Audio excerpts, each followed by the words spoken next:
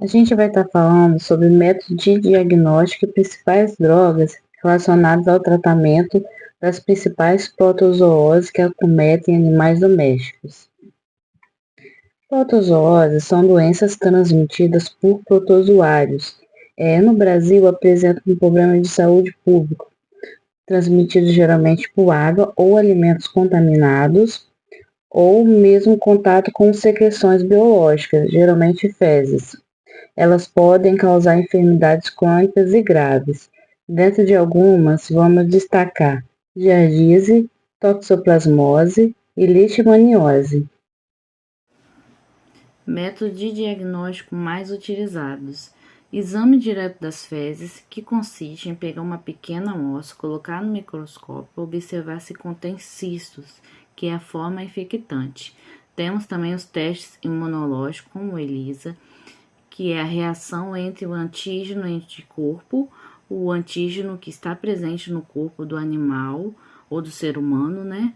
Com o anticorpo colocado em pequenos poços para ver a reação, né? Que depois ele dá uma cor para confirmar se já teve, se tem no momento e a quantidade que tem no momento. O exame protoparasitológico de fezes, o EPF, é um dos exames mais utilizados aí, por ser mais barato e por ser rápido também o resultado. É um procedimento laboratorial para detectar parasita ou seus ovos nas fezes do paciente. O processo geralmente inclui coleta de amostra, preparação, concentração, usando métodos como sedimentação, flutuação, exame microscópico para identificação e contagem dos parasitas. As etapas podem variar aí de acordo com o laboratório e o protocolo específico. E uma observação nesse exame é que ele deve ser feito colhendo 3 amostras em dias alternados, porque dependendo aí da doença, do parasito, só uma amostra não é o suficiente.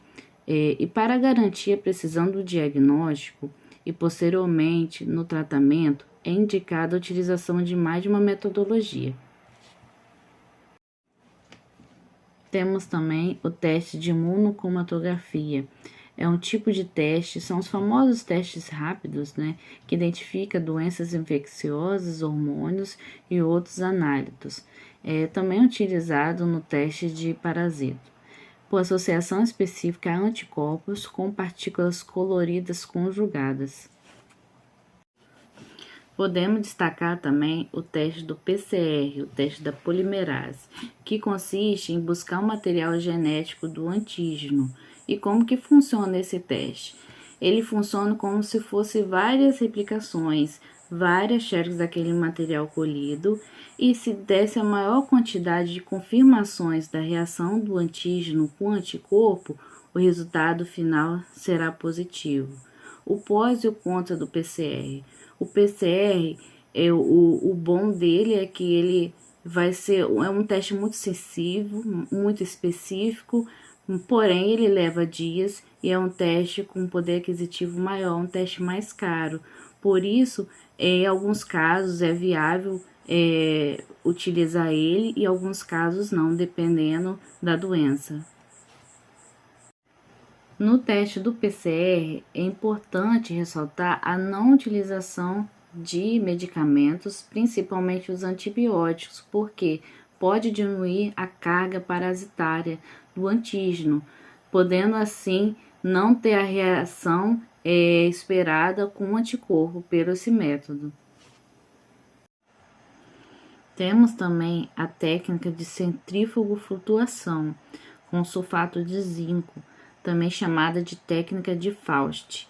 É usada para concentrar e detectar parasitas intestinais em amostras de fezes.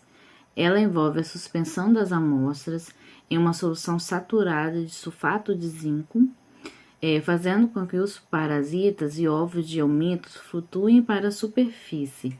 Isso facilita sua visualização e análise microscópica, e essa técnica é útil na detecção da Giardia lamblia, principalmente, ampla utilizada em laboratórios clínicos e uma ferramenta muito importante no diagnóstico da giardíase e outras infecções parasitárias intestinais. Giardíase. A giardia é uma doença, uma infecção causada por um protozoário flagelado da Giardia duodenalis. Atinge uma porção superior do intestino delgado. A grande maioria das infecções são assintomáticas, acometem aí tanto adultos quanto jovens. A sua forma infectante é o cisto, que fica ali no ambiente. Atinge homens, cães, gatos, pastores. A forma de transmissão é fecal-oral, então tem a forma direta, que é através aí da contaminação das mãos e, por consequência disso, a ingestão desses cistos. E a forma indireta, que é por meio da ingestão de água ou alimentos contaminados. Sintomas. Então, os sintomas da infecção por esse protozoário varia entre perda de peso, diminuição do apetite, desidratação, gases, vômito, diarreia, apatia, sangue ou muco nas fezes. Diagnóstico. Então, nós temos alguns exames que são indicados para confirmação da infecção por esse protozoário, que é o exame direto das fezes, o PCR, teste imunológico ou a técnica de Faust, que é uma técnica de centrifugoflutuação com sulfato de zinco. Prevenção. Então, nós temos já uma vacina para essa doença. Infelizmente, é uma vacina que já existem estudos que comprovam a sua baixa eficácia. Vermifúgios. Vermifúgios são medicamentos destinados a combater a infestação, né, por vermes, parasitas no trato gastrointestinal. No entanto, eles geralmente não se mostram eficazes contra a giardia. Tratamento. Então, nós temos algumas medicações para o tratamento dessa infecção, que consiste no metronidazol. O metronidazol, a dose indicada, a dose comum para cães e gatos é de 15 a 25 miligramas quilo a cada 12 horas. O período aí de 5 a 7 dias de tratamento. O febendazol é um medicamento antiparasitário de amplo aspecto, que pode ser eficaz contra a giardia. A dose comum é de 50 miligramas quilo, uma vez ao dia, pelo período de 3 a 5 dias. A administração pode ser feita de forma oral, através dos comprimidos, né, ou de suspensão, e em casos mais graves, intravenoso. Temos também como opção o albendazol e o sequinidazol, são medicamentos eficazes no tratamento da giardia. Ambos pertencem à classe benzimidazóis e agem interferindo no metabolismo energético do parasito, inibindo ali a polimerização dos microtúbulos e prejudicando a capacidade de reprodução e a disseminação no intestino do animal. A dose comum do albendazol para cães e gatos varia de 10 a 25 miligramas quilo, uma vez ao dia, pelo período de 3 a 5 dias, é administrado via oral. E o sequinidazol pode variar, mas a dose mais comum é de 50 a 100 miligramas quilo, também uma vez ao dia, pelo período de 3 a 5 dias, também administrado via oralmente. Ambas as medicações, elas têm se mostrado bem eficazes contra uma variedade aí de parasitas, incluindo a Giardia lambda. Efeitos adversos. Bom, nós sabemos que toda medicação pode, né, aí manifestar efeitos colaterais, efeitos adversos, né? O metronidazol pode causar náusea, vômito, diarreia, letargia e possível ocorrência de convulsões em doses elevadas, possíveis efeitos neurológicos, especialmente com uso prolongado em doses altas. O febendazol e albendazol anorexia e possíveis alergias cutâneas, vômitos, diarreia, letargia, desequilibrazol, tontura, dor de cabeça, sonolência, alterações no paladar, reações alérgicas, náuseas, vômitos, diarreia. É sempre bom lembrar que esses efeitos colaterais, eles podem acontecer, não é um padrão, né? Esses efeitos adversos, eles podem, o paciente ele pode apresentar ou não, vai ter paciente que não vai sentir nenhum efeito, vai ter paciente que vai sentir um ou outro efeito, então isso varia muito. Contraindicação. O metronidazol, ele é contraindicado em animais com doenças hepáticas graves, porque ele é metabolizado no fígado, então ele pode aumentar aí as chances, né, o risco de toxicidade hepática. Fêmeas prenhes, aí no primeiro trimestre, né, uma gestação precoce, então é bom a gente ter bastante cuidado. Febendazol e albendazol também é contraindicado aí no primeiro trimestre de gestação, e também não é recomendado para animais com sinais de disfunção hepática grave. E o sequinidazol, que também não é indicado aí no primeiro trimestre de gestação, e também não é recomendado para animais com histórico de convulsão, devido aí ao potencial de causar o aumento na frequência de convulsões. Toxoplasmose. A toxoplasmose é uma doença infecciosa causada por um parasita, Toxoplasma gondii, muito comum no meio ambiente, responsável pela coccidiose de gatos e felinos silvestres. É uma zoonose que afeta mais de 200 espécies animais, entre mamíferos e aves. Está entre os 10 principais agentes transmitidos pela ingestão de alimentos contaminados no mundo.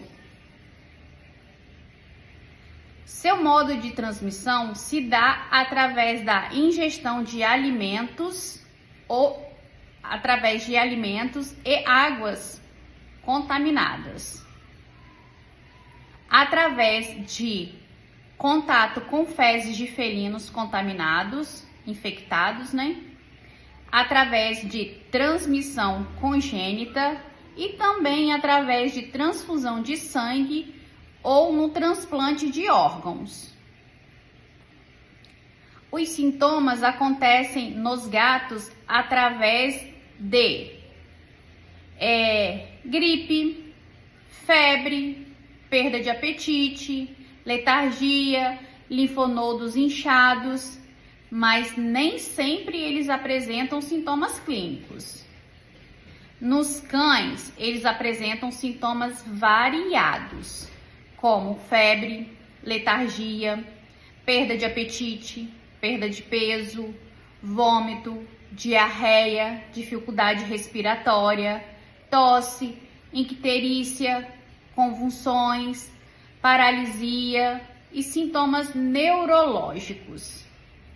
Em animais de estimação, como pássaros, roedores, coelhos e outros mamíferos, os sintomas podem variar amplamente e incluir sintomas semelhantes aos observados nos cães, como febre, perda de apetite e sintomas neurológicos.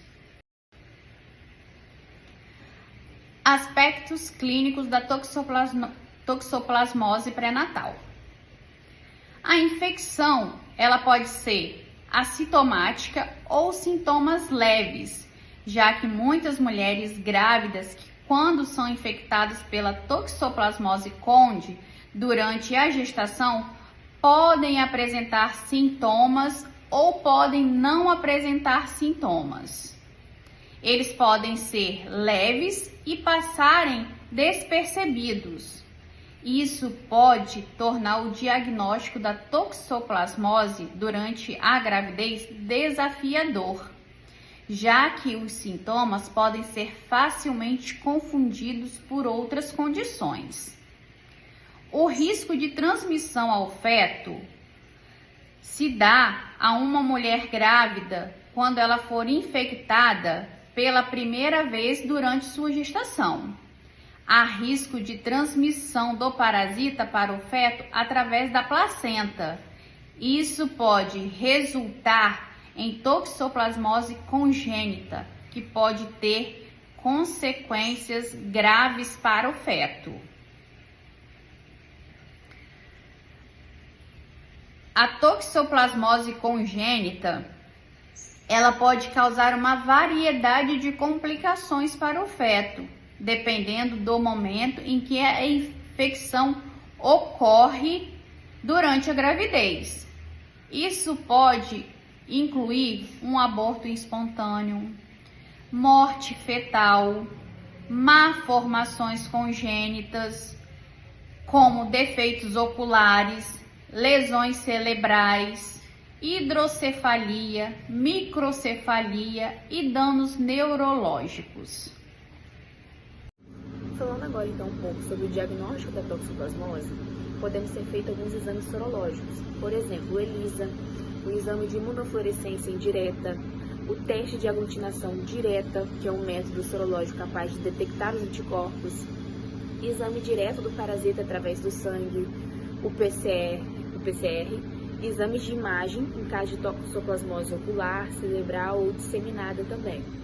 A prevenção nada mais é do que uma boa higiene, né? A gente lavar bem as frutas, lavar bem as mãos, lavar os vegetais, cozinhar bem as carnes, né? Nada de comer carne meio mal passada, assim, sempre muito bem cozidas.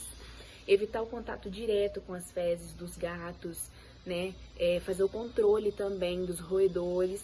E caso você tiver uma plantação de uma hortaliça ou até mesmo uma criação animal, né, própria em casa, evitar com que esses animais tenham contatos com as fezes dos gatos, né, com roedores, porque pode estar passando a toxoplasmose diretamente para eles e assim, consequentemente, para a gente, caso a gente não tomar as outras medidas.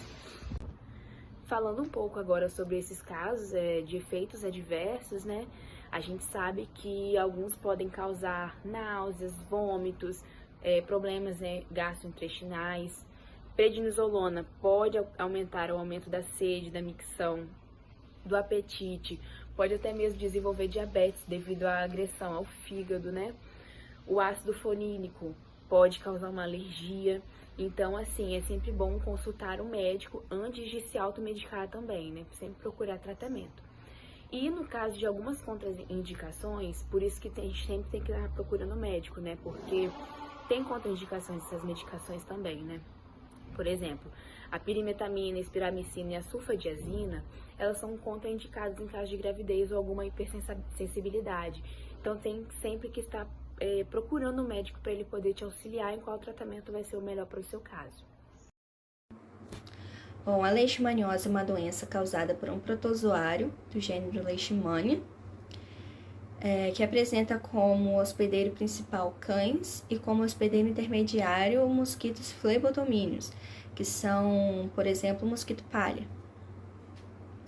A doença ainda é classificada como leishmaniose tegumentária americana e leishmaniose visceral, sendo que a leishmaniose visceral possui alto poder zoonótico e é a doença que mais acomete os cães, né? A leishmaniose visceral pode ser causada por várias espécies de leishmania, como Infantum, Donovani e Chagas, sendo a Chagas mais difundida no território brasileiro. Esses protozoários possuem duas morfologias principais, né, as formas amastigotas, que apresentam uma forma ovoide e são encontradas principalmente dentro do sistema fagocitário mononuclear, dos hospedeiros definitivos, e as formas promastigotas, que possuem uma forma mais alongada, com flagelo, e são localizadas dentro do tubo digestivo dos mosquitos. Bom, nos hospedeiros definitivos, se encontra a forma amastigota do protozoário, dentro de leucócitos e de células do sistema fagocitário mononuclear. E dentro dessas células, elas se multiplicam, as formas amastigotas, né, se multiplicam por cisparidade, causando lise dessas células. Já no hospedeiro intermediário, que são as fêmeas, né, dos mosquitos, se infectam através da ingestão das formas amastigotas no sangue desses hospedeiros definitivos. Bom, no intestino do mosquito, as formas amastigotas se transformam em promastigotas por cistiparidade simples e eles se multiplicam rapidamente. Em seguida, esses protozoários são inoculados no próximo hospedeiro, né, definitivo, mediante a picada desses mosquitos, né. Após a inoculação das formas promastigotas, né, nesse hospedeiro definitivo, eles são fagocitados por células do sistema fagocitário mononuclear, que são representados pelos macrófagos. E dentro desses macrófagos, os promastigotas se transformam em amastigotas, novamente, por divisão binária e se multiplicam rapidamente e sucessivamente. O ciclo se reinicia quando o mosquito vai se alimentar do sangue desse hospedeiro definitivo, contendo as formas amastigotas do protozoário. Bom, nos caninos, a leishmaniose pode se apresentar de forma assintomática e sintomática. Na assintomática, o animal não apresenta sinais clínicos, porém, pode ser, no sorológico, em exames sorológicos, podem observar a presença do parasito.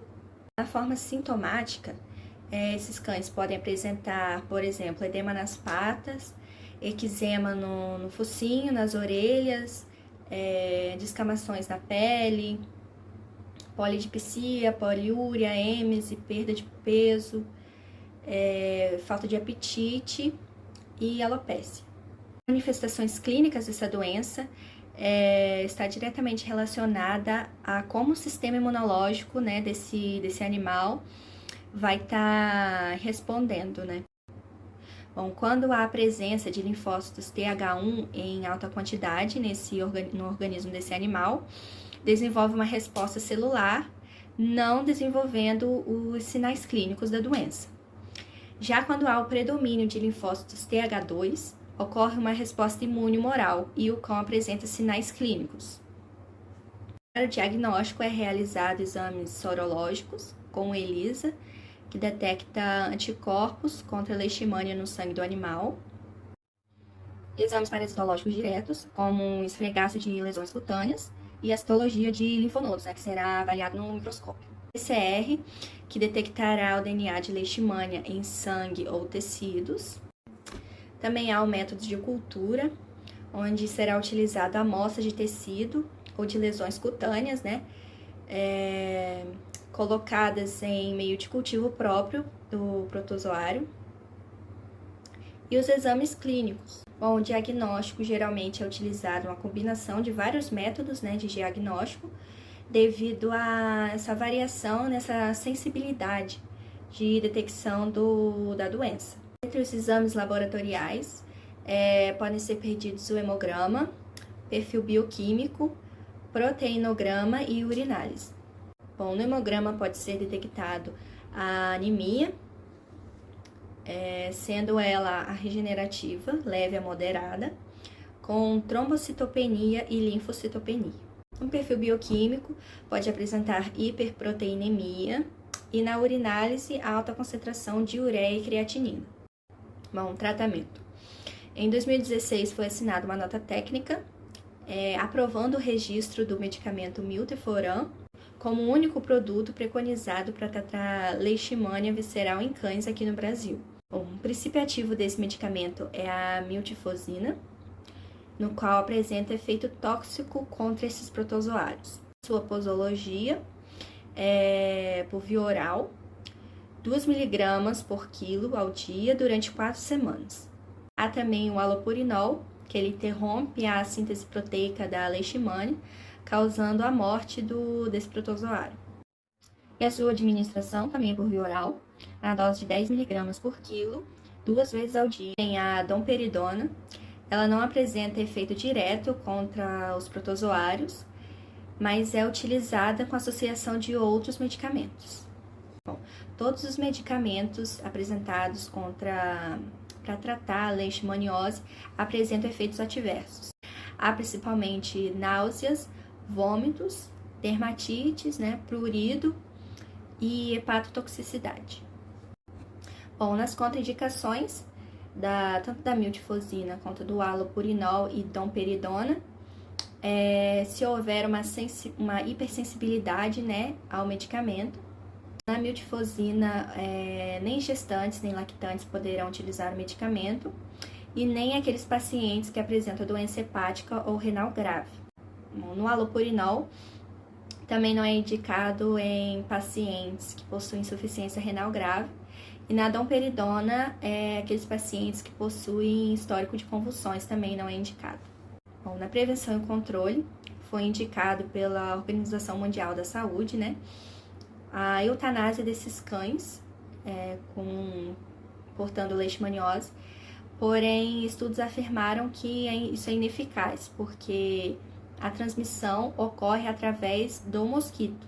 E também existem diversos espécies de animais silvestres que podem atuar como reservatórios, Então, a eutanásia não se torna viável. Para diminuir o risco da transmissão, através dos mosquitos, é indicado a utilização do mosquiteiro, nas janelas das casas.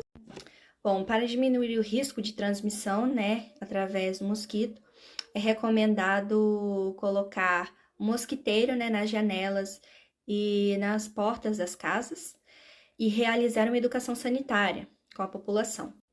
Os cães podem utilizar repelentes naturais à base de citronela e extrato de NEM.